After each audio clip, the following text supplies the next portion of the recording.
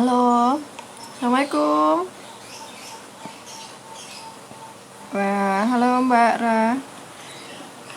Halo, Assalamualaikum warahmatullahi wabarakatuh. Pada pagi hari ini, kami tim ahli dari Kids Smile akan ngobrol-ngobrol tentang serba-serbi melahirkan dan menyusui di era pandemi. Bersama ada satu lagi teman, Bidan Ulil yang nanti akan bergabung. Sebelumnya perkenalkan dulu saya Rizky Maharani atau biasa dipanggil Kiki. Saya adalah ahli gizi sekaligus konselor menyusui dan pemberian makanan bayi dan anak. Jadi kita sambil tunggu teman-teman bergabung dan nunggu Mbak Ulil. Ya, terima kasih yang udah hadir hari ini. Ada Mbak Muti, ada Junaid, ada keluarga Alamanda, ada ya. Terima kasih sambil menunggu Mbak Ulil. Hari ini kita akan ngobrol-ngobrol tentang tips kontrol yang aman ya di era pandemi. Jadi ibu hamil atau ibu menyusui juga gimana sih nyusui di era pandemi, apa yang mesti disiapin, lalu boleh vaksin atau enggak, terus kalau ibu hamil terkonfirmasi positif COVID itu bagaimana, kalau ibu menyusui terkonfirmasi COVID juga bagaimana. Nah ini kita lihat. Boleh disiapkan pertanyaannya, barangkali ada yang mau bertanya. Nanti ada hadiahnya.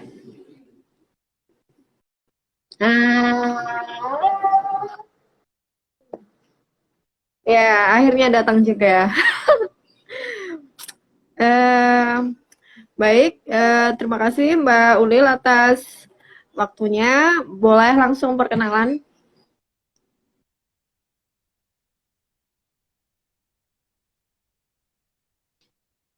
Halo, dengar suaraku?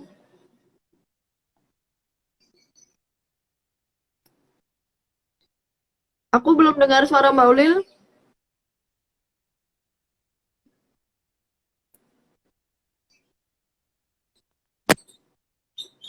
Dengar suaraku, Kak? Nah, udah Udah? masuk. Ya, masuk Mbak Ulil suaranya. Silakan, boleh langsung perkenalan. Tadi aku Ya. udah. Oke, terima kasih. Ya, Kak Kiki dan teman-teman semua sahabat Kids Smile, Alhamdulillah siang ini kita bisa tatap muka bareng ya dalam masa PPKM level sekian gitu, yang masih perpanjang tanggal 9. Perkenalkan saya Holila, biasa dipanggilnya Ulil saja. Siang ini kita mau ngobrol-ngobrol ya Kak ya.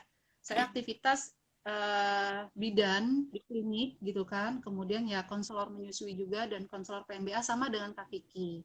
Hari ini kita mau ngobrol apa nih Kak? Ya, ngobrol tadi udah sempat di awal sih sambil nunggu tentang ya tips ya. Tips aman buat ibu hamil dan ibu menyusui, berikut vaksinnya dan juga bagaimana jika mereka terkonfirmasi COVID-19. Seperti itu. Untuk tips aman ibu hamil ke fasilitas kesehatan uh, boleh disampaikan oleh Mbak Ulil ya. Nanti kita ganti-gantian sih gitu. Jadi sepertinya ini untuk tips aman bisa diawali dari Kak Ulil dulu. Oke. Kak, suaraku jelas nggak Kak? Jelas. Kata suaraku jelas? Oke. Ya. Ya, jadi kita mulai ngobrol dengan tentang apa sih tips aman di ke fasilitas kesehatan di musim pandemi seperti ini ya Kak Kiki. Kenapa kita bahas seperti ini? Karena pada saat pandemi COVID-19 ini ternyata COVID juga tidak membebaskan untuk menyerang atau menjangkiti, atau ternyata ibu-ibu hamil, ibu bersalin, ibu menyusui dan anak-anak juga banyak terpapar dengan COVID gitu. Jadi makanya perlu adanya kesiapan kita dalam menghadapi pandemi COVID ini, termasuk di Vaskes dan ibu-ibu yang datang ke Vaskes. Karena ibu hamil sendiri Kak Kiki termasuk kelompok yang rentan, yang beresiko. Nah, kemarin waktu ikut ada webinar dan salah satu pengisinya itu adalah dokter dari POGI gitu kan, itu tingginya jumlah ibu hamil yang terinfeksi COVID-19 dari 536, 51,9%-nya itu terinfeksi ringan. Kemudian 72%-nya terinfeksi pada usia kehamilan di atas 37 minggu. Kemudian juga ada 45% itu membutuhkan perawatan intensif. Dan yang sedih, Kak, 3%-nya mengalami kematian. Jadi memang perlu kehati-hatian. Kemudian kenapa sih ada tips atau kita perlu berhati-hati juga beberapa isu ya, Kak? Karena yang berkembang saat ini tuh kayak misalnya isu bahwa COVID-19 menimbulkan ketakutan itu tidak bisa kita abaikan gitu kan. Kita takut tertular, takut menularkan, baik itu dari pasien maupun tenaga kesehatan. Kemudian juga itu yang menyebabkan ibu-ibu takut datang ke fasilitas kesehatan. Banyak juga perubahan-perubahan kebijakan terkait COVID ini pada sistem pelayanan kesehatan. Tidak terkecuali, mau di klinik, puskesmas, ataupun rumah sakit. Kemudian juga isunya adalah sulitnya rujukan. Rujukan apa saja? Rujukan pasien apa saja? Khususnya dalam hal ini adalah ibu hamil, ibu bersalin gitu kan. Tentang kalau misalnya lahirnya sebenarnya dia tidak COVID nih Kak. Tapi tiba-tiba dalam proses persalinan butuh rujukan. Tapi ternyata tidak semudah sebelum pandemi karena proses rujukan itu sudah termasuk dengan protokol bebas COVID, jadi agak sedikit ribet gitu kan. Makanya perlu dipersiapkan sebaik mungkin kehamilan, pemeriksaan kehamilannya. Kemudian juga stigma negatif, masih khawatir hari gini padahal ya sudah tapi masih ada aja stigma negatif. Kalau ketahuan positif nanti dikucilkan. Itu yang menyebabkan akhirnya beberapa ibu-ibu tidak jujur Kak, kalau ke klinik itu menyembunyikan data kesehatan, menyembunyikan keluhan. Nah, jadi beberapa hal tersebut yang akhirnya tidak wajar bahwa menjadi khawatir ibu-ibu itu datang ke vaskes. Padahal pemeriksaan rutin pada ibu hamil wajib, perlu, penting gitu kan. Sehingga perlu beberapa tips untuk merasa tenang dan nyaman datang ke vaskes. Apa saja Kak? Sebenarnya protokol umum yang perlu kita ketahui dan kita terapkan. Sekarang Kak Kiki, di beberapa pelayanan kesehatan banyak itu sudah menyediakan layanan telekonsultasi, telemedicine, telekonseling. Di menyusui juga ya Kak ya. Ya sudah berjalan kita telekonseling gitu. Jadi ada alangkah baiknya lakukan pendaftaran online untuk menghindari antrian di vaskes. Kemudian buat janji dengan bidan atau kliniknya atau dokternya supaya tidak menunggu terlalu lama. Tips selanjutnya, usahakan kalau memang kita yang mau periksa tidak perlu bawa anak gitu kan. Titipkan saja di rumah, tidak perlu juga satu keluarga datang rame-rame gitu kan, itu malah menimbulkan risiko. Kemudian kalau memang memungkinkan bawa kendaraan pribadi, baik itu motor atau mobil, kayaknya itu lebih aman daripada kita menggunakan kendaraan umum. Hanya saja kalau memang kendaraan umum ya nggak masalah juga. Yang penting prokesnya kita ketat, kita jalankan dengan ketat. Apa saja sih prokesnya? Ya masker gitu kan, kemudian cuci tangan, hand sanitizer-nya siap gitu. Maskernya untuk menutup mulut dan hidung, jadi nggak separuh-separuh. Kemudian boleh ditambahkan face shield karena untuk melindungi area mata. Membawa hand sanitizer, kemudian juga cuci tangan sebelum masuk area vaskes. Biasanya sudah disediakan itu ada wastafel, ada sabun. Kemudian juga jaga jarak dengan orang lain saat berada di ruang tunggu. Berbicara seperlunya dan tidak mengobrol dengan orang lain untuk menghindari penularan virus melalui droplet atau udara. Kemudian Kak, begitu sampai vaskes, pasti akan dilakukan pengecekan fisik, biasanya melalui suhu tubuh ya, yang sering suhu tubuh, tensi dan yang lain-lain gitu kan. Kemudian disodorkan tuh formulir riwayat kesehatan, yang ini yang tadi diharapkan jujur, ibu-ibu nggak usah takut, jujur aja gitu kan. Kalau ada gejala demam, nyeri tenggorokan, batuk, pilek, sesak nafas, diare, ya nggak apa-apa sampaikan. Atau sakit yang lainnya di luar COVID. Ini tujuannya untuk penanganan yang lebih tepat gitu kan dan dapat bersikap tepat selama di vaskes. Kemudian kalau saat kontak di Vaskes usahakan minimal sih, nggak usah lama-lama Kak kalau lagi di Vaskes gitu kan. Kemudian juga kalau masih ada yang perlu dikonsultasikan tapi sudah selesai atau sudah keluar, bisa lanjut dengan media WA, kemudian daring ya, dengan telemedicine apa telekonsultasi. Setelah selesai, pulang ke rumah. Kita hindari jalan-jalan. Mall juga masih tutup ya Kak Kiki. Masih tutup, mallnya masih PPKM gitu kan. Langsung pulang ke rumah, tidak usah pergi kemana-mana dulu. Sampai ke rumah, cuci tangan, mandi, ganti baju sebelum kemudian berkumpul sama keluarga lagi. Itu secara protokol gitu kan, untuk protokol kesehatan dan tips yang selama di datang ke Vaskes Kak. Itu Kak Kiki. Kemudian sih sebenarnya untuk ANC-nya sendiri ya ada beberapa tips gitu kan. Ada beberapa tips terkait masih dengan hal yang tadi disampaikan. Kalau misalnya beberapa ibu kan suka bingung nih kalau kontrol, kalau takut kayak gini berarti gimana dong datang ke periksa kehamilan gitu. Nah, sebenarnya tetap Kak, periksa kehamilan tetap wajib, perlu gitu kan untuk memantau kesehatan ibu dan janin. Jadi tetap lakukan seperti biasa, itu minimal periksa ibu hamil itu selama kehamilan 6 kali Kak Kiki. 6 kali, 1 kali trimester 1, 1 kali trimester 2, dan 4 kali trimester 3. Dalam trimester setiap kali kunjungan, ini biasanya nanti akan dicek kondisinya, dipastikan bayinya sehat gitu kan. Kalau perlu memang ada USG, lihat perkembangan janinnya secara utuh. Kemudian ada pemeriksaan laboratorium yang mesti dilakukan gitu. Kemudian apalagi ya, labnya juga kan nanti menunjang dari yang mulai untuk screening COVID sama screening yang lainnya seperti darah lengkap. Kita pengen tahu nih HB-nya cukup enggak gitu kan. Kemudian hepatitis B, HBsAg, HIV, urin lengkap gitu untuk mendeteksi semua kemungkinan risiko kehamilan. Risiko yang muncul selama kehamilan. Jadi tetap disarankan melakukan pemeriksaan kehamilan secara rutin walaupun sudah ada modifikasi di lapangan seperti yang tadi telemedicine gitu, kemudian telekonsultasi dan yang lain-lain.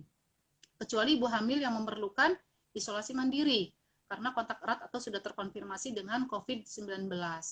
Terus konsultasi antenatal atau pemeriksaan kehamilan secara fisik yang tadi 6 kali.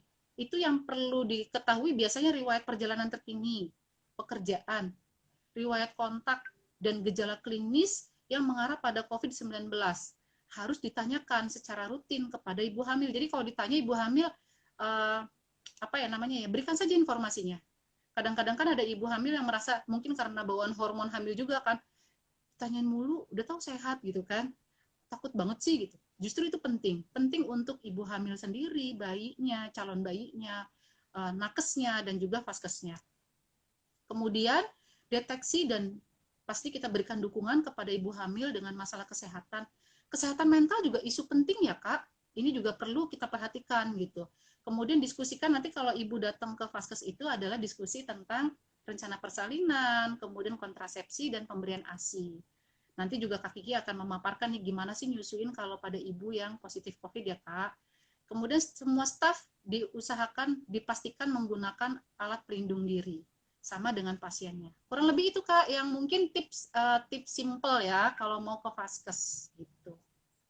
Gimana Kak Kiki kira-kira? Ya, menarik sekali ya karena baru kali ini di 1,5 tahun terakhir kita menghadapi era pandemi ya, yang biasanya hanya kita baca pandemi itu adalah, nah ternyata saat ini kita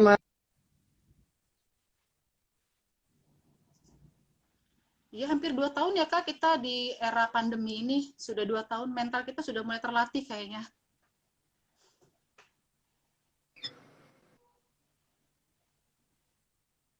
Ya, maaf, tadi ada sound.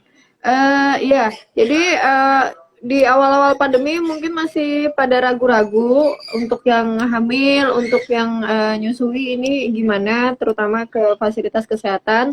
Sedangkan fasilitas kesehatan itu nggak ada berhentinya. Dan dia 24 jam, apalagi untuk level kesekian itu adalah termasuk yang nggak pernah libur ya, nggak tahu jam cuti, nggak tahu, nggak ada jam tutup. Jadi itu bisa terjadi sewaktu-waktu. Jadi seperti ya ibu ibu melahirkan yang tengah hari, tengah malam atau pagi-pagi, nah seperti itu. Nah, yang biasanya yang saya dengar itu mereka itu kontrol di trimester ketiga aja gitu. Jadi yang nggak tahu yang satu dua ini bagaimana, karena sebagian objin itu hanya menerima yang trimester 3 saja. Nah, itu menurut Kak Unil gimana? Apakah itu hanya kebijakan di beberapa tempat atau di tempat tertentu aja, atau memang seperti itu gitu loh? Karena tadi kalau dari ceritanya kan trimester satu kali, trimester 2 dua kali, trimester 3 4 kali. Nah, ini itu lebih mengutamakan yang tiga gitu. Jadi misalnya membatasi antrian itu diutamakan yang tiga. Itu gimana Kak? Ya, ya betul sih Kak. Ya, makasih Kak. Jadi memang kalau tidak ada perlunya, kita batasi keluar rumah, bahkan ke vaskes, apalagi gitu kan. Vaskes itu ya lokasi yang membuat kita takut ya, gitu kan. Ada takut ketularan dan lain-lain. Tapi untuk ibu hamil, tetap penting untuk pemantauannya gitu. Jadi kalau baru positif tes pack, ya sudah di rumah aja gitu. Apalagi tidak ada riwayat misalnya keguguran berulang, tidak ada riwayat hamil anggur atau ektopik, atau riwayat yang perlu diwaspadai. Begitu tes pack positif, cukup di rumah. Kemudian catat HPHT atau hari pertama, head terakhir. Itu untuk patokan menghitung usia kehamilan. Kemudian trimester satunya itu kita ambil di usia 13 minggu Kak, kontrol. Tetap diperlukan kontrol supaya apa? Kita pengen tahu nih kantong kehamilannya terbentuk sempurna atau tidak. Kalau pakai di bidan kan nggak USG ya. Kalau mau meyakinkan ya dengan USG satu kali pada trimester 1. Dilihat kantong kehamilannya, perkembangan kehamilannya gitu kan. Kemudian ada kemungkinan hal-hal yang perlu ditangani segera atau tidak gitu. Kalau trimester 2 tadi Kak Kiki bilang 2, maaf punten Kak. Trimester 2 satu kali. Trimester 2 satu kali, kemudian itu di usia 20 minggu, 24 minggu. Sama, nanti ada pemantauan di situ, ada cek laboratorium, kemudian pemeriksaan bagaimana janinnya sudah terbentuk sempurna atau belum gitu kan, itu penting sekali. Kemudian di trimester 3 4 kali. Jadi saran mending tetap dilakukan itu minimal 6 kali, bahkan minimal 6 kali itu pada ibu hamil dengan resiko ringan atau tanpa resiko. Gitu. Wah, Kak Kiki menghilang. Ya, di sini sudah ada teman-teman semua. Tadi ada Hilma, ada teman-teman beberapa yang lagi hamil juga yang saya kenal ini tadi hadir. Jadi gitu Kak. Kemudian trimester keempat, trimester ketiga 4 kali. 4 kali itu untuk memastikan apalagi menjelang persalinan. Jadi sangat minimal sih itu. Itu kalau yang dengan resiko, bahkan frekuensinya bisa disesuaikan. Bisa lebih dari 6 kali gitu. Jadi tetap penting Kak, diusahakan sih. Sisanya bisa melalui telekonsultasi gitu. Ya, ya baik, itu Dan waspada satu lagi. menarik sih, maksudnya kadang ada sebagian ibu yang nggak mantep kalau dia nggak tatap muka ya, maksudnya nanya-nanya ke dokternya gitu, apalagi yang baru hamil anak pertama dan nggak yang kebetulan di masa pandemi ini gitu.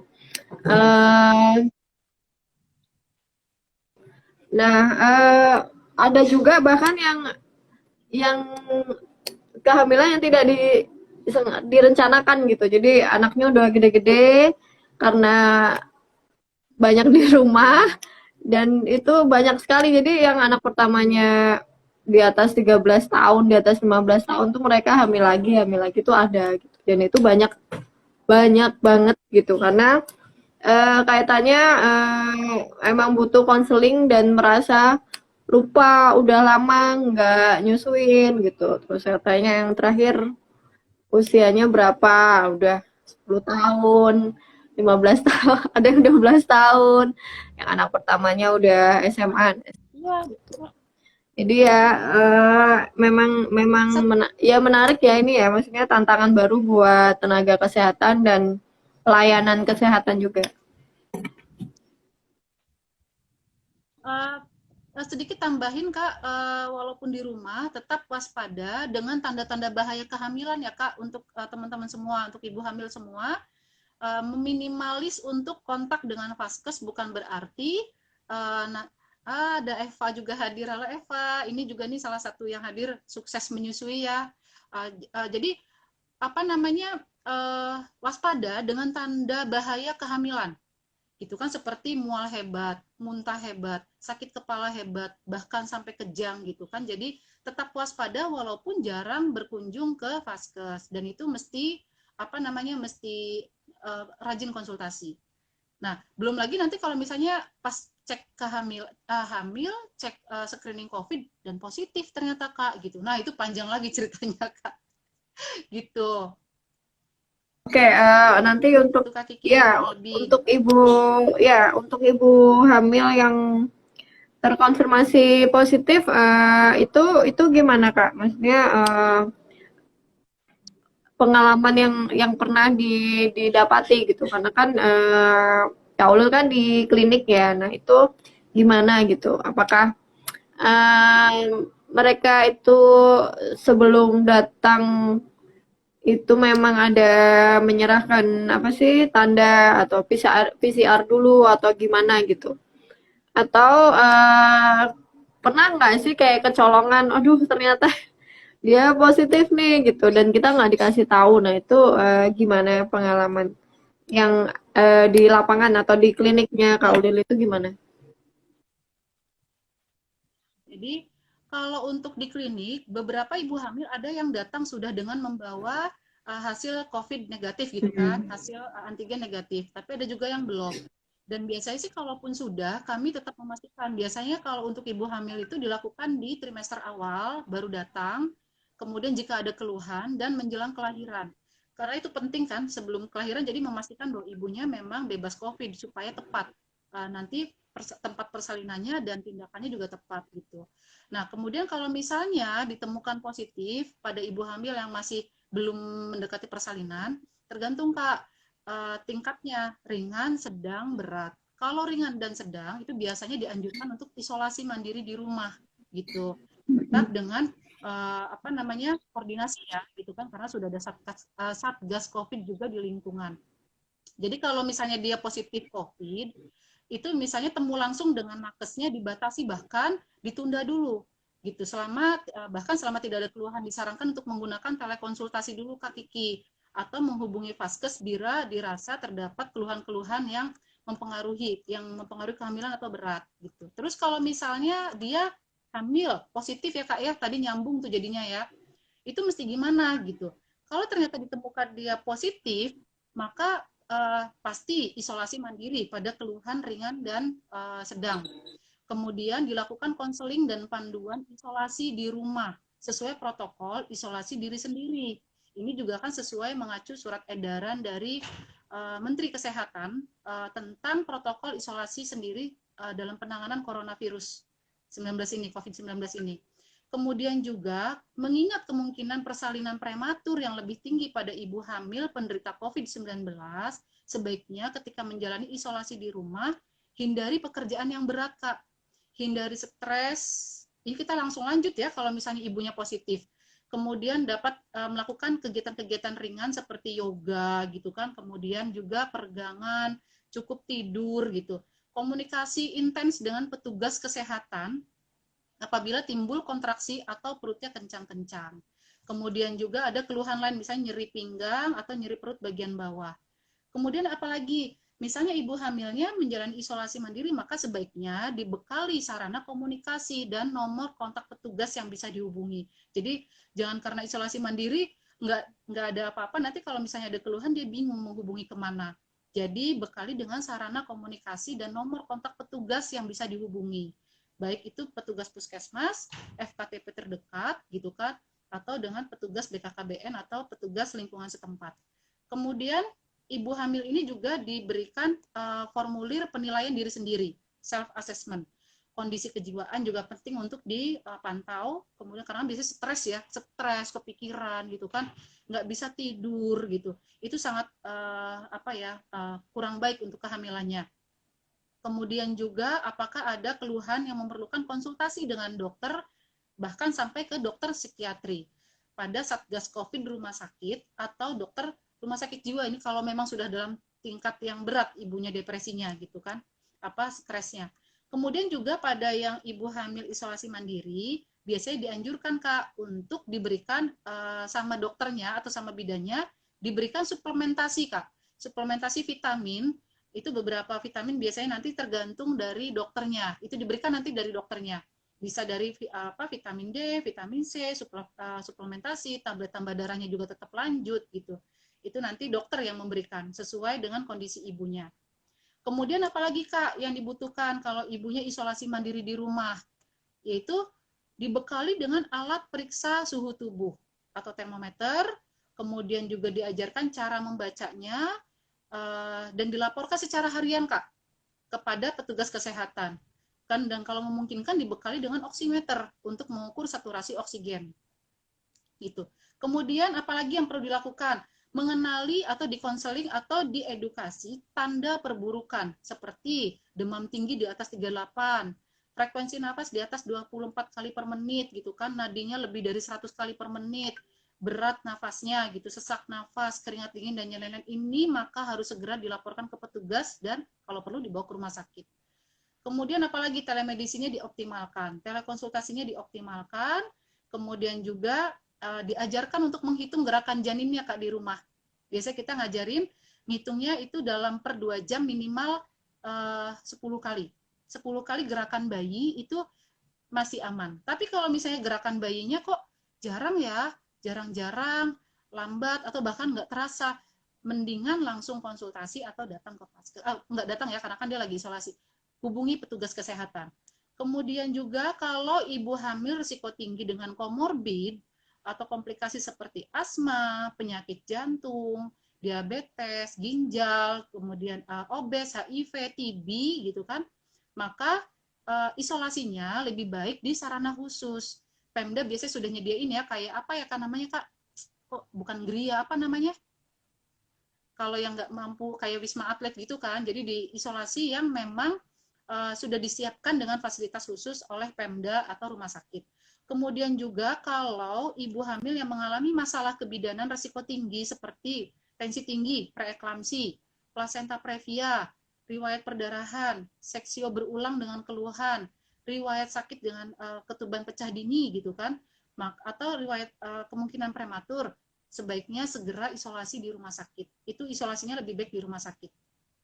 Kemudian apalagi ya, juga pada saat isolasi di rumah gitu kan, maka harus terpantau ketat oleh petugas kesehatan baik puskesmas, tracer puskesmas, bidan KIA-nya gitu kan, penanggung jawab program kesehatannya, kemudian semua terlibat, saling terlibat. Kemudian pada ibu hamil yang khusus terkonfirmasi gejala berat, maka dan sudah dipulangkan nih, sudah melalui isolasi, gejala berat, isolasi, sudah dipulangkan, itu tetap isolasi mandiri dulu nih, ibu-ibu yang hamil, teman-teman yang hamil itu kan, isolasi minimal 7 hari dalam rangka pemulihan dan kewaspadaan terhadap munculnya gejala COVID kembali. Ini secara konsisten menerapkan protokol kesehatan Kak Kiki gitu. Dan nanti setelah pasca isolasi mandirinya, apabila trimester 3, hindari bertemu dengan banyak orang karena memang kalau pada trimester 3 takutnya gejalanya akan lebih berat kan Kak. Jadi lebih baik memang membatasi aktivitas dengan banyak orang. Gitu. Kalau waktu itu isolasinya sendiri Kak, kalau misalnya positif tapi dengan gejala ringan, itu cukup dengan 10 hari. Tapi kalau misalnya tanpa gejala 10 hari. Tapi kalau dengan gejala ringan dan sedang itu biasanya 10 hari plus 3 hari. Kurang lebih itu sih Kak, kalau misalnya ibu hamil dengan positif COVID. Nah itu biasanya lumayan menguji kesabaran. Mentalnya juga, makanya kesehatan mental tetap perlu dijaga ya Kak Kiki. Ya, baik. Ini ya, detail banget penjelasan dari Kak Ulil. Ini tentang ibu hamil yang terkonfirmasi positif. Ya, waktu kita masih ada 30 menit lagi. Yang berikutnya Iya. apa nih? Ini berlanjut tuh, Kak. Biasanya kalau udah hamil kan nanti kalau dia lahiran, itu kan menyusui, kayak tadi ada pertanyaan juga nih di chat, apa nih Kak, kebaca nggak di saya? Enggak. Tadi kayaknya ada tentang IMD. Nah ini mungkin bisa cerita nih. Kalau misalnya kan kalau sudah hamil berlanjut dia menyusui, melahirkan dan menyusui, tapi dia dengan status positif COVID. Boleh Kak gantian cerita Kak, kira-kira gimana tuh Kak kalau ketemu sama yang ibu menyusui, melahirkan dan menyusui dalam positif COVID? Sekaligus menjawab tadi pertanyaan di chat ya. Kayaknya ada yang bertanya tadi, Mana tuh? apa nih Kak? IMD apa ya kalau IMD apakah? Nah ini juga nih ada Kak Bulan juga sharing bahwa selama ini kalau lagi di rumah sakit terpisah ya Kak, tapi sebenarnya bisa rawat gabung kan dengan tidak semuanya terpisah ya. Nanti Kak Kiki akan cerita kali ya. Silakan Kak. Tadi ada yang nanya juga sih apakah IMD dan rawat gabung tetap dilakukan. Silakan Kak Kiki, boleh bercerita Kak Oh, mungkin? ya baik. Kalau yang terkonfirmasi COVID ya, atau yang enggak dulu? Kalau tidak terkonfirmasi sih sebenarnya ya seperti biasa, tetap IMD, rawat gabung dan seperti itu. Nah, kalau terkonfirmasi COVID itu sepertinya tergantung dengan layanan kesehatannya, paskesnya, dan tenaga medisnya di sana. Apakah mereka itu biasa melakukan itu gitu loh.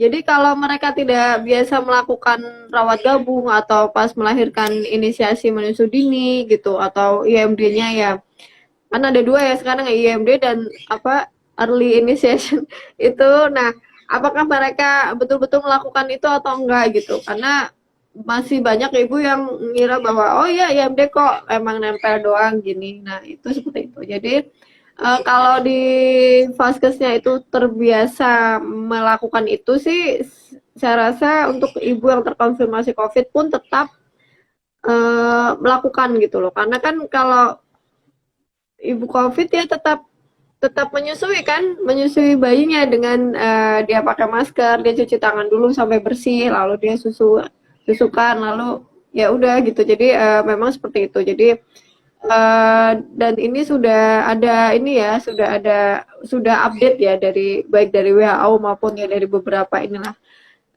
bahasan ilmiah seperti itu. Namun banyak vaskes yang masih tidak mengerjakan itu gitu.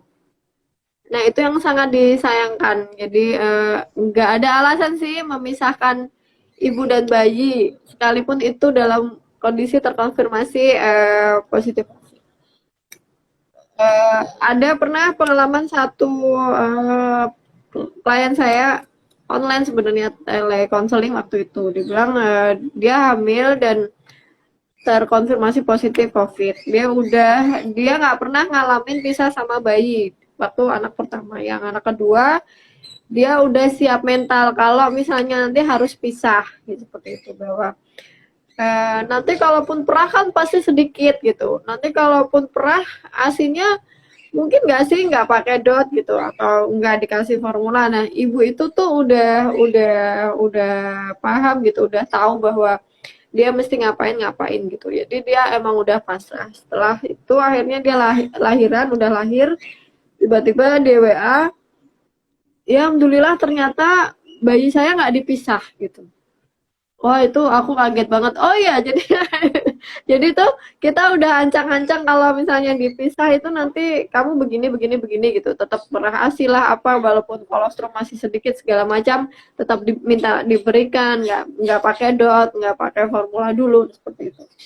Dan si ibu udah menerima itu. Jadi yang penting yang pertama menerima dulu sih kondisi bahwa dia terkonfirmasi COVID gitu. Jadi kalau dia udah menerima itu sih dia bisa lebih slow kesananya sih, ya udahlah gitu. Jadi ada pilihan ini seperti itu. Nah, ternyata nggak jadi semua karena Jadi bayinya bayinya akhirnya rawat gabung. jadi Kenapa? oh, IMD juga artinya tetap bisa kan ya Kak kalau ibunya terkonfirmasi COVID. Ya, kalau IMD itu kalau IMD itu kan dilakukan ini ya, karena definisinya udah berbeda sama early initiation itu. Jadi tetap diletakkan, cuma ya itu ibunya tetap maskeran rapat dan bisa nggak terlalu nggak selama kalau ibu tidak terkonfirmasi sih. Jadi eh, bagi ibu yang memang sehat betul tidak positif COVID, sebaiknya mohon banget untuk IMD yang benar-benar IMD, rawat gabung yang benar-benar rawat gabung, dan menyusui menyusui eksklusif. Usahakan ada konselor di situ yang membantu dan memantau seperti itu. Karena ya kita tahu kan hanya ASI yang nggak ketembus COVID ya, nggak COVID pun harapannya tetap ASI gitu. Dan di masa pandemi ini juga disarankan untuk nunda menyapih gitu. Jadi ya itu juga masih mengagetkan bagi ibu-ibu yang saya maunya minimal setahun gitu, saya maunya minimal 2 tahun. Oh sekarang udah nggak ada minimal 2 tahun, itu udah minimal gitu. Jadi bahkan ada yang pasang standar pokoknya paling nggak 6 bulan aja deh gitu ASI gitu. Jadi masih banyak yang hari gini itu belum terinformasi tentang dahsyatnya ASI untuk imunitas baik buat bayi maupun buat ibu, seperti itu. Oke, Kak. Jadi artinya kalau dikumpulkan ya Kak, IMD tetap bisa dilakukan. Mungkin tergantung kondisi ibu kali ya Kak. Kalau Iya, misalnya yang berat banget itu mungkin yang tidak dilakukan. Tapi kalau yang ringan. ibunya tidak kesulitan, tadi yang Kakak Kiki Iya, oke ya Kak, tetap disampaikan, tetap dilakukan. Kemudian kalau untuk rawat gabung juga sebenarnya tetap bisa dilakukan juga ya Kak, iya, untuk supaya ibunya bisa menyusui langsung iya. gitu kan. Misalnya dilakukan pun kan, ya itu cuma tantangannya di satu satu bed atau agak jauhan gitu. Jadi intimnya itu saat nyusuin gitu loh, apa berdekatannya ini saat nyusuin udah selesai. Nah itu sudah, jadi mungkin bayi selama dilepaskan sama ibu bisa dipegang sama perawat yang ada di situ. Karena barangkali suaminya nggak COVID juga kan, juga dia juga nggak bisa bantu kalau nggak memakai APD lengkap. Nah seperti itu. Untuk IMD mungkin juga Oke, bisa jadi oleh ayahnya sih ya. Kalau ibunya kondisi berat itu kan bisa di dada ayahnya. oke, artinya pada saat kondisi isolasi apa ringan dan sedang, ibunya tidak terlalu berat, tidak terlalu sakit, tetap bisa menyusui langsung ya Kak ya. Iya, Dengan beberapa yang tadi Kak Kiki sampaikan, ini mungkin kalau selesai disusui tidak satu tempat tidur, mungkin pakai box bayi gitu kan, di jarak. Kemudian sering dibersih-bersihkan kali ya area sekitar gitu kali ya Kak ya. iya, Sama pada saat menyusui pakai masker gitu. iya.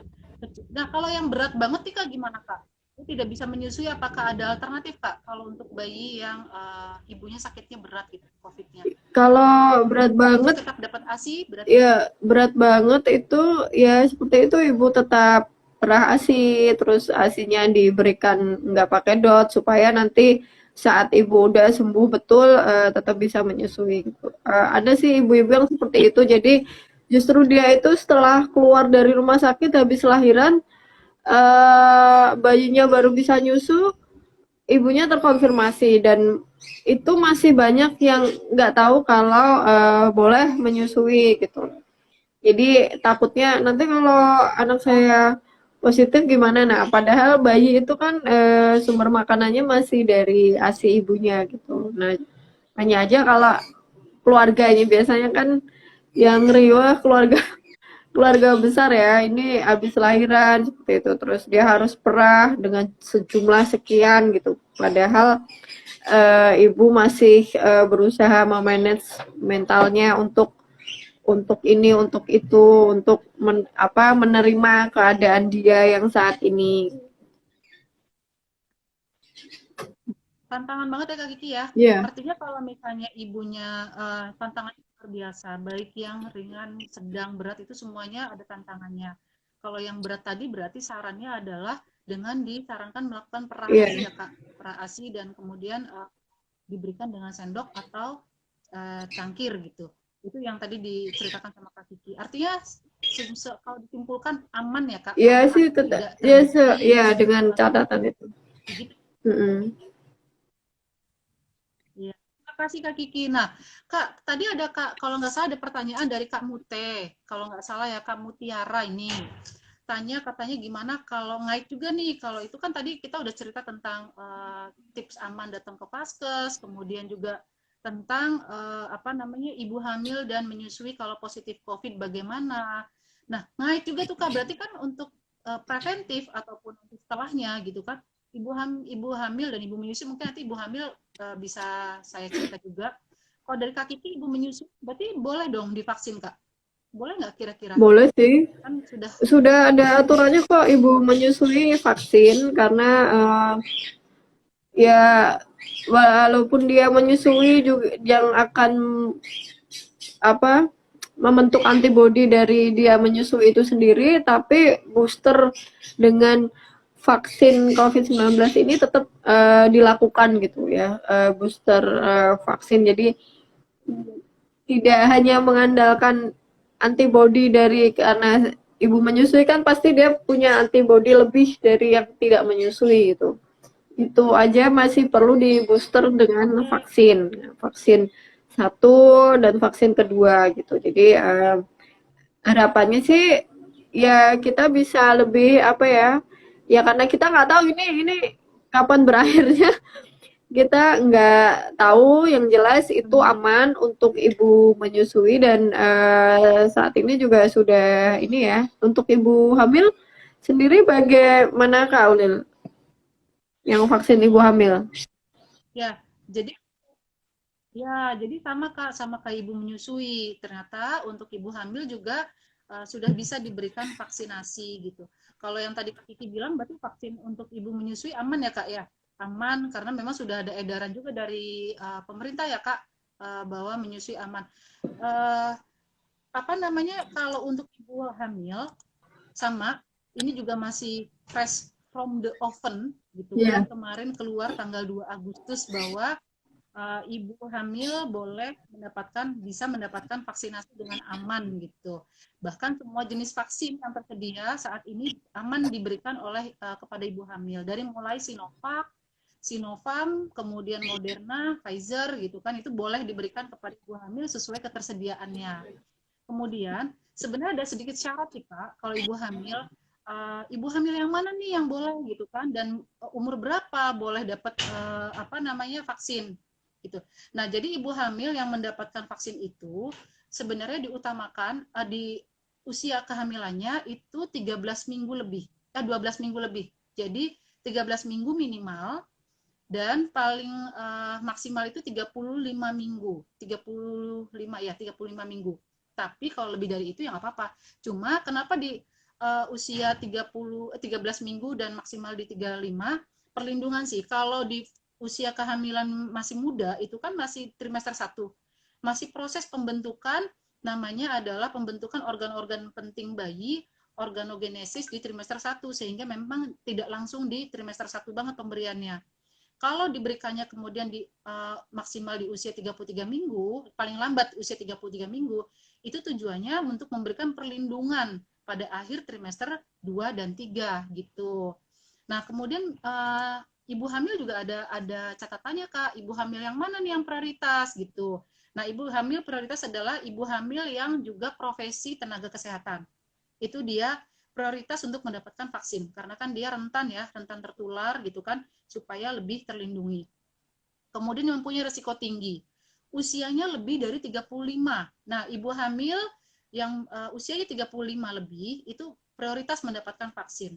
Kemudian yang mempunyai komorbid, dia perlu perlindungan ekstra kan, yang mempunyai hipertensi, DM, penyakit jantung, ginjal gitu kan, autoimun, kemudian juga obes, BMI-nya di atas 30, dia juga prioritas mendapat vaksin Kak.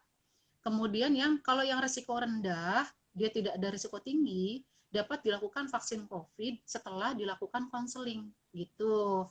Nah, ini juga dalam pengawasan dokter. Pastinya kan nanti di meja screening itu ada screening ya, ada ditanya-tanya riwayat kesehatan dan lain-lain. Itu yang perlu diketahui sama ibu-ibu hamil gitu. Jadi sudah boleh, tidak perlu takut gitu kan. Dan nanti pasca penyuntikan vaksin harus dilakukan pemantauan dan pencatatan oleh tim yang ditunjuk, sama sih dengan apa perlakuannya dengan orang lain gitu kan yang tidak hamil dan menyusui. Kemudian juga kalau misalnya gini Kak, pernah nggak sih Kak ketemu sama yang vaksin gitu kan, nggak taunya tiba-tiba hamil di luar dugaan ternyata hamil gitu kan. Berarti kan sebenarnya lagi di trimester 1 tuh. Ya kalau sudah disuntik dan memang sudah dalam pengawasan ya nggak apa-apa gitu. Tapi nanti suntik ulangnya disarankan ya itu tadi di usia 13 minggu gitu. 13 minggu baru nanti dia vaksin kedua. Itu sih kalau yang untuk vaksin ibu hamil. Apalagi ya Kak, kalau untuk vaksin ibu hamil kurang lebih seperti itu. Intinya sudah boleh. Sudah boleh, silahkan datang ke lokasi-lokasi vaksin yang sudah tersedia gitu kan. Nanti di sana akan di-screening ulang. Gitu Kak. Iya, keren sekali Yang ya. jelas sih tetap konseling sih. Iya, ini info update Dan bahwa ibu-ibu hamil itu sudah boleh vaksin karena kan sebelumnya yang vaksin itu masih ibu menyusui, lalu kalau yang masih hamil tunggu sampai dia melahirkan. Namun sekarang sudah lebih ini lagi bahwa ibu hamil juga boleh menyusui. Baik, kita mau kasih pertanyaan nggak? Tapi kayaknya kita malah dapat pertanyaan banyak ini tadi. Kita mau kasih nggak kebaca. gimana? Boleh. Mungkin Kak Kiki bisa bacakan kok di HP saya tidak begitu jelas Iya, ini pertanyaan kebacanya. udah sih tadi ada syarat nggak ketentuan untuk ibu sui atau bumil yang mau vaksin? Tadi yang ibu hamil udah ya lengkap disampaikan sama Mbak Ulil. Ya untuk ibu menyusui juga kurang lebih sama. Yang jelas ya hampir sama sih dengan yang tidak menyusui juga. Jadi ya pastikan kondisi kita memang betul-betul fit. Plus minus beberapa hari atau amannya sih 1 minggu. 1 minggu sebelum dan sesudah vaksin itu banyak di rumah saja gitu karena kita kadang setelah vaksin kok malah positif gitu atau hampir mendekati vaksin terkonfirmasi gitu jadi justru malah makanya kadang suka ada habis vaksin ini ternyata masih bisa kena nah karena kan kita nggak tahu mungkin perjalanan virusnya itu udah sebelumnya nah jadi buat tambahan aja bagi yang akan vaksin itu betul-betul menjaga diri sih di rumah atau minimal tidak banyak berinteraksi ya dengan apa orang di luar lah seperti itu. Apalagi ya, ini pertanyaannya keren-keren sih. Ini Ibu Eva ya, masker 24 jam Bu Koli kalau positif sambil nyusuin. Nah, ini paling ya masker yang 24 jam itu juga perlu diganti ya. Kita mesti ganti masker medisnya karena kan kita nggak tahu kalau kita batuk di dalam masker itu ngotorin juga ya. Tiba-tiba ke wajah gitu dropletnya balik lagi ke sini jadi ya memang harus diganti secara berkala lalu apalagi sekarang maskernya udah double gitu udah 2 siapa lagi ya iya sih memang keren anakku nggak ada gejala COVID padahal satu keluarga itu positif ini ada yang terbentur Iya, ini ada yang terbentur oleh kebijakan rumah sakit. Nah, seperti itu. Jadi kita memang sebagai klien bisa sih mendiskusikan jauh-jauh hari. Insya Allah kita bisa dapat kok gitu. Bisa berjodoh dengan vaskes yang bisa sesuai lah dengan dengan mau kita gitu. Kalau saya dulu bikin birth jadi itu birth disodorin ke beberapa vaskes. Sampai akhirnya berjodoh gitu jadi ya memang malah kenapa jadi bagi ibu hamil jadi buat ya bagusnya memang mempunyai rencana persalinan gitu jadi jangan diputuskan di meja operasi jangan diputuskan udah ketuban udah pecah kita baru ya udah deh ini aja gitu jadi itu kayak besok ujian malam ini baru nyari buku gitu sama juga sih nyiapin persalinan juga butuh perencanaan apalagi ini kondisi pandemi jadi bisa cari strategi aja yang aman. Ya, ada lagi Kak Ulil? Ini ada pertanyaan lagi nggak Uh, sebelum Mas lagi ya tentang ini 10 menit bayi, lagi waktunya. bayi katanya boleh nggak Kak pakai. Iya, mungkin langsung dijawab aja kali ini ada bayi perlu nggak pakai face shield kata gitu kan. Dulu sih memang kayaknya waktu awal-awal pandemi tuh heboh ya Kak, face shield lucu-lucu untuk bayi. Tapi pada faktanya sih justru membahayakan, ya justru Iya, membahayakan gitu kan karena posisinya yang melorot gitu kan, kemudian mungkin ada yang melukai bayi dan yang lain-lain gitu. Jadi kalau bayi ya mungkin lebih baik sih hindari kontak dengan orang banyak aja gitu kan, memberikan pengertian kalau yang mau nengok, mau besuk, mau nyium-nyium gitu kan, itu aja mungkin dibatasi. Kalau iya. sudah agak besar, bayi 1 tahunan gitu, dipakaikan masker kecil gitu ya. Kalau di facial sih boleh-boleh aja, tapi kayaknya beberapa kasus malah kurang efektif dan membahayakan. Mungkin itu kayak Kak ya. Iya, Berapa menit lagi Kak kita Kak ngobrol nih Kak? ya baik. Ini udah mau selesai. Mungkin dari Kaulil ada kata-kata mutiara, ada closing statement atau pesan-pesan, pesan kesan juga boleh. Ya, intinya sih teman-teman sahabat Kidsmile semua jaga diri, jaga kondisi lingkungan. Maksudnya gini, datang ke Paskes tidak perlu takut karena memang sudah ada protokol jelas gitu kan, ikuti alurnya, kemudian tentang apa namanya segala sesuatu dilakukan demi kebaikan bersama. Tentang menyusui tadi tetap disusui pada saat kita terpapar COVID, kemudian hamil juga ada protokolnya untuk isolasi mandiri, kemudian juga tadi vaksin juga sudah terbit aturannya. Jadi mari kita membuka diri untuk hal yang memang perubahan-perubahan yang nggak bisa kita hindari lagi, gitu Kak. Sudah saatnya sih kita menerima semua hal-hal yang terjadi saat ini supaya kita semua sehat gitu, Iya. gitu Kak. Dan persalinan dan proses tetap berjalan sehat.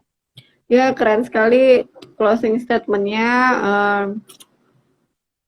Ya, emang benar-benar harus menjaga diri itu paling penting. Oke.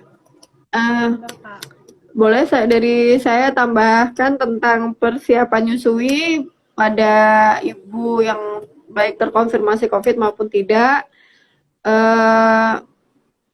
Baiknya sih menyiapkan ya sejak masa kehamilan. Jadi kalau udah tahu hamil, tidak hanya sibuk menyiapkan kelahiran, persalinannya nanti di mana, terus belanja pernak-perniknya tuh apa, temanya apa, apakah rainbow, ataukah unicorn, atau planet-planet. Nah, jangan hanya sebatas itu aja, tapi gimana nanti dia udah lahir, dokter anaknya yang pro ASI itu siapa, konselornya siapa yang akan siap mengawal, lalu kalau aku ragu-ragu atau mau tanya itu kemana, itu udah ada daftar listnya. Jadi hari gini semua bisa terkoneksi, bisa telekonseling, ya seperti itu. Nah, jadi setelah dia bayi lahir, dia udah siap nyusuin, kalau ada tantangan dia udah tahu mesti kemana. Dan di masa-masa menyusui 6 bulan itu sambil nyiapin juga MPASI gitu. Jadi MPASI apalagi di masa pandemi ini gimana sih meal prepare-nya, nyiapin menunya gitu. Nah, seperti itu. Jadi kalau ditanya MPASI tadi juga sempat menyinggung yoga, ada kegiatan nggak Kak di Kids Smile terkait MPASI? Tadi juga saya nyinggung yoga dan lain-lain. Kayaknya kira-kira di Kids Smile ada lagi nggak nih Kak? iya, kayaknya mungkin insya Allah sih ada agenda untuk yoga ya, postnatal yoga. Jadi setelah ibu melahirkan gitu. Setelah pasca bersalin. Apalagi ini pekan dunia, Kak. Gimana? Ya, apalagi ini pekan menyusui dunia, Kids Smile punya Oh banyak ya, banyak event. yang teman-teman Iya, nanti kita bisa stay tune di Kidsmile akan diinfokan beberapa agenda dan akan ada IG Live di IG Live di setiap pekannya. Kita nantikan minggu depan kira-kira temanya apa. Pokoknya dipantau terus aja dan akan ada hadiah-hadiah. Hadiahnya apa ya? Nah, itu nanti adalah pokoknya. Salah satunya ada voucher konsultasi ya, konseling menyusui, konseling MPASI. Oke, baik, kurang lebih seperti itu dari kami. dari kami tim ahli di Kids Smile. Sampai jumpa di pertemuan berikutnya, sahabat Kids Smile. Pantau terus kami dan semoga yang kami sampaikan ini bermanfaat dan mohon maaf jika ada kurang-kurangnya ya. Baik, terima kasih. Assalamualaikum warahmatullahi wabarakatuh. Terima kasih, Kak Uli. Salam semua, jaga diri semua.